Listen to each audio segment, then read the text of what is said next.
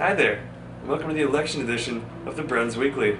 In case you didn't know it, there is a provincial election coming up on September 22nd, so we sat down to interview the candidates of Fredericton South, the riding where UNB is situated.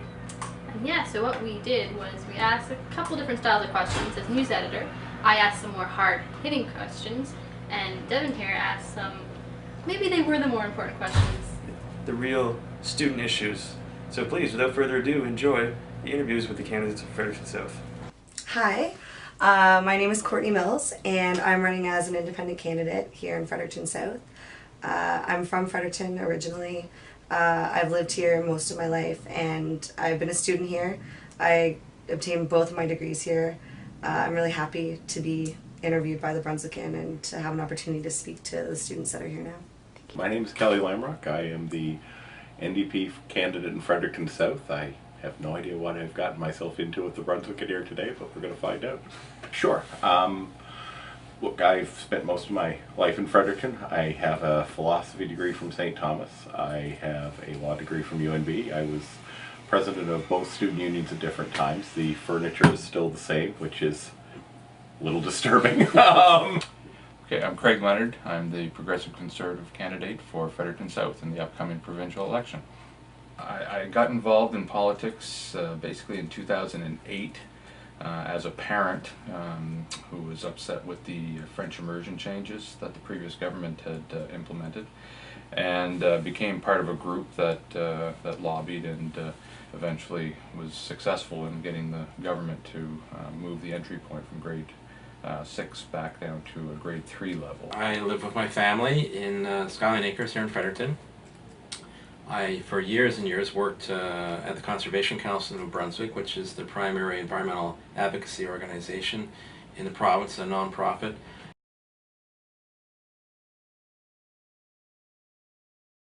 I think we need tuition caps. We need to look at how we're funding university education.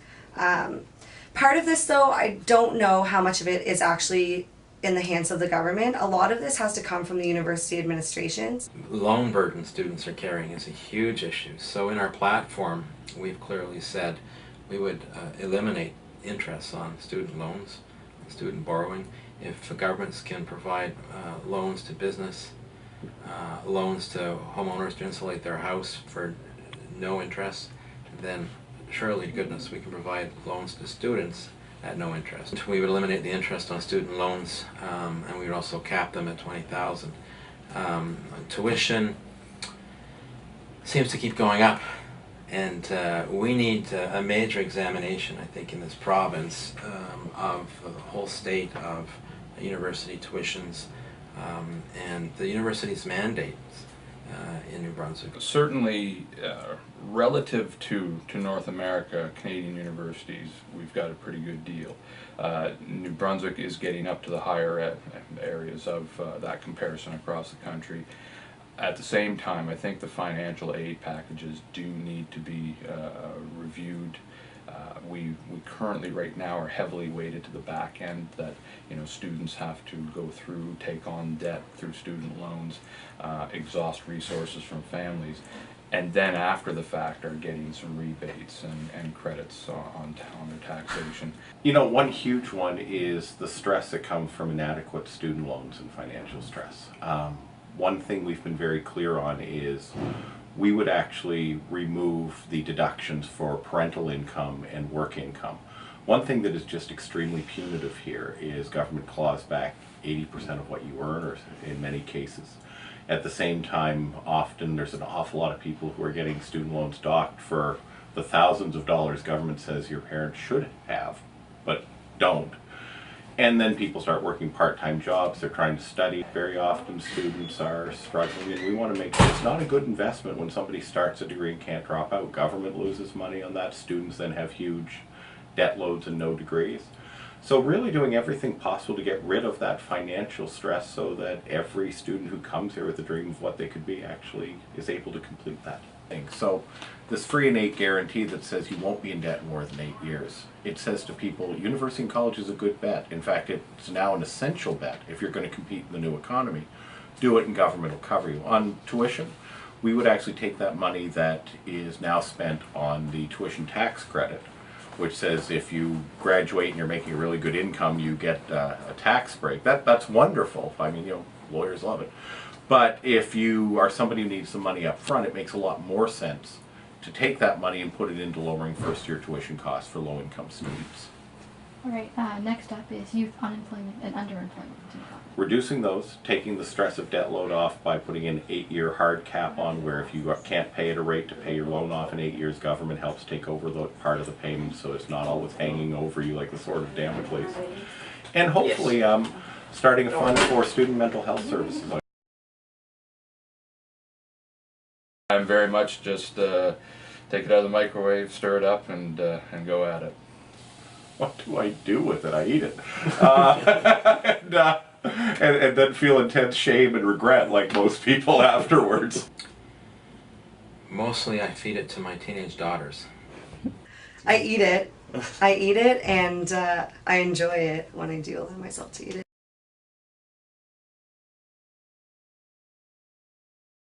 I'm living this reality right now. Something that is very important to me. People aren't able to stay here and work a job that maybe they're not making quite as much money for now because they have to pay back these loans. Everyone's looking for some experience. And it's like this crazy catch-22. If you don't have experience, you don't get hired. But if it's your first job, how are you supposed to have experience? So one of the things a Green Party policy had put out some years ago was the idea of creating an internship program in New Brunswick for students and youth who would commit to working for a stipend for a nonprofit or charitable organization, and in return a portion of the student loan would be forgiven. Let's make it easier for local companies and business. Let's do a better job of supporting research development and technology transfer on campus. That's what we're trying to address through our work with universities, with the innovation file, more research and development, develop more opportunities for entrepreneurship, but also on the natural resource files to be able to use those expertise such as engineering, environmental consulting, these type of things. Outlawing it? We'd really have to look at it. I imagine some profs might also get behind that. I think it's unjust and not completely unfair for anyone to be expected to get up that early to go to class. Yes, I never took an 8:30 class in my life if I could help it. I would. I never made an 8:30 class. 9:40 was about when I got there. So I would move them to 9:30, and then you would be, just a little bit late.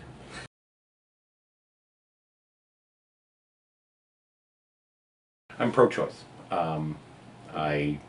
In fact, when I was in the legislature before, in the years 2006 to 10, I was the only MLA in that two-party legislature to publicly, in the legislative assembly, say that I support a woman's right to choose. Certainly, like our party, we've been clear that the status quo it will remain in place for the time being, but at the same time, we do recognize that there could be accessibility issues with the clinic closing. The Department of Health has been told to monitor the situation to determine, if the public provided services are not meeting the demand, that there will have to be obviously more resources put into that. I am 110% pro-choice. I am so frustrated that in 2014 that we're actually having a debate about this. To me, this issue about the two-doctor rule was decided by the Supreme Court 26 years ago. It's unconstitutional. It's against the law. We're violating the Canada Health Act every day by refusing to provide some type of funding for abortions. The current situation is a crisis with the closure of the Morgentaler Clinic, so the access in New Brunswick is just abysmal. In our platform, we've said the regulations restricting access to two doctors rule has got to go, but that's not sufficient. That's got to go, but we need to put in place services that are caring, non-judgmental, and will be readily available in the community.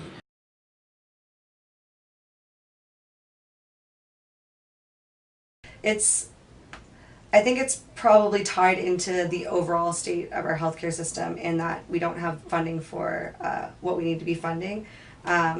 absolutely, I think we should focus on that, and it's something I'd like to look into more. In our platform, for example, we said we will put more money into mental health care, expand the capacity of the Department of Health to ensure that it can deliver mental health care across this province. And so that's costed in our platform, put dollars against it. It's absolutely essential, but we've got to ensure that mental health care is available throughout our school system, secondary, middle, and post-secondary, and we want to make that happen. Create a mental health fund administered by students and universities that would reduce the wait times for access to mental health services. We've done a lot of work over the last 4 years on the mental health file to provide more resources, to have better access to services for those in need. And I think that right now one of the issues we have in the province is that, you know, that service is provided by health for a certain demographic. There's some coordination with social development on other areas. Is there the proper coordination with post-secondary education, training, and labor for students to make sure that these services are available to all who need it?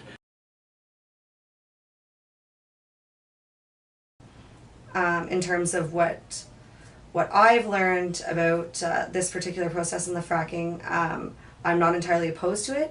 My biggest problem with the position of the Conservative government is that I don't feel that they are capable of developing this in a responsible way, or that, because for me it's about holding companies accountable while they're doing exploration if they make a mistake, having regulations in place, holding them accountable after the fact, remediating whatever needs to be done. They don't just get to walk away after they've made their money.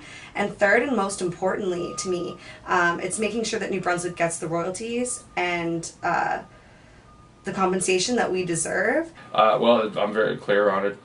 You know, I've spent the last 3.5 years basically working with our experts that we have within the department, engineers, geologists, hydrogeologists. We've visited countless shale gas jurisdictions, have seen the operations, have talked to the regulators, and we've taken that knowledge and we've developed our new rules for industry for the oil and gas sector, and we've devised a new royalty structure. And we feel at this point now there's no reason why we shouldn't be able to continue on with the exploration that's taking place. We right now are opposed to it, and we are one of the parties that has a clear no on that. Basically, if you like fracking, you should vote Conservative. If you don't want it, you should vote NDP, and if you'd like to be surprised after Election Day, you should vote Liberal. Shale gas needs to stay in the ground.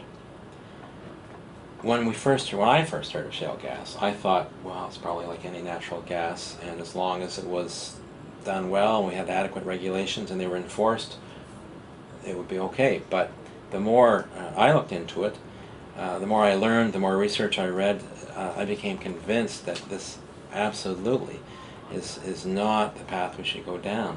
You cannot extract shale gas in a way that will not end up poisoning people's wells, that will not end up wrecking people's air quality in their communities, that will not destroy the sort of quality of life and well-being in rural communities where it's going on. And the evidence continues to pile on. Similarly big and imaginative, I think, is to set a clear goal that we're going to reduce our dependence on fossil fuels significantly, locally and provincially. And in setting that target, putting in place the policies and measures to get there, will create all kinds of work to achieve that. Alright, so we tried really hard to get an interview with Roy Wiggins, but we unfortunately couldn't get the interview, so we decided to do the next best thing.